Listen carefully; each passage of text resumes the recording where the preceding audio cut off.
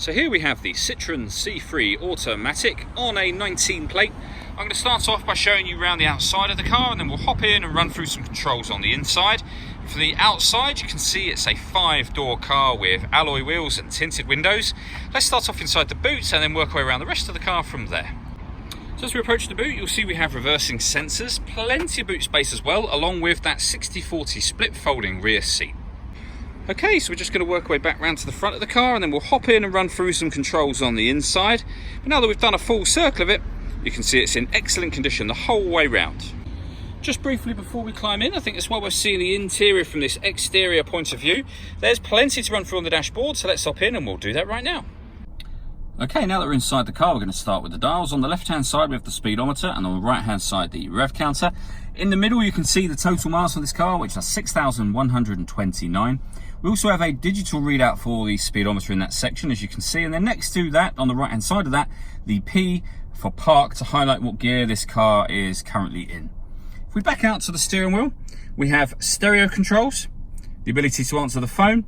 We've also got voice activation for the phone over this side, so you can hit that button, ask it to dial anyone in your contacts list, and it will do that for you without you having to take your phone from your bag or pocket. That is, of course, once you paired it up, and that is done over on the touchscreen just here by hitting the phone icon and then following the instructions from there. We're on the music menu at the moment, so you can see that we have the radio, which comprises of AM, FM and DAB. We have USB input, iPod input as well, and you can stream your music wirelessly via Bluetooth audio. So once you pair your phone, not only can you make and receive phone calls, you'll also be able to listen to your music. If we press the navigation button here, you'll get a little message coming up to ask you to connect your smartphone via its USB cable and make sure that you've got a navigation application that's applicable, and the navigation or the sat nav will appear up on the screen for you.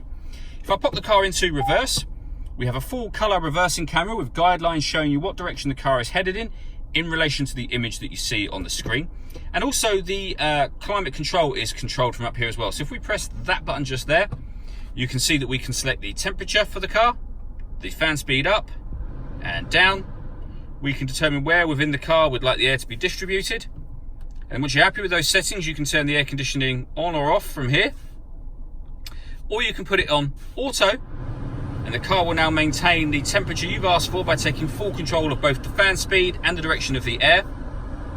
You can override that at any point in time you wish to go back to just your own air conditioning controls. Beneath that, we've got the rear heated screen. That will divert the air conditioning to the front screen. That's the volume for the stereo, and you can lock the car doors from the outside from there. We have the USB input and a 12-volt charging socket, and these lights will show you what gear the car is currently in. Pressing S will put the gearbox into sport mode. All that leaves me to say is thank you for taking the time to watch this video. If you'd like to come and see the car in person and have a test drive, please feel free to call any of our MJA sites. We'd love to hear from you soon.